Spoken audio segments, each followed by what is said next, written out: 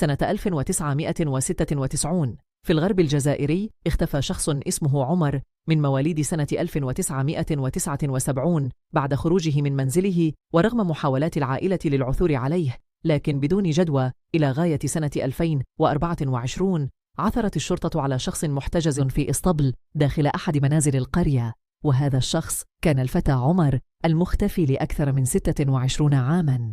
بدأت القصة بعد انتشار منشور على موقع فيسبوك لشخص قال إن عمر المفقود منذ 26 عاماً محتجز لدى شخص على بعد 200 متر فقط من منزل عائلته في قرية القديد جنوب الجزائر. بعد انتشار الخبر ذهبت الشرطة لتتأكد من الأمر، وفعلاً وجدوا عمر. كانت حالته جيدة رغم تغير ملامحه، لكن عائلته استطاعت التعرف عليه بسرعة.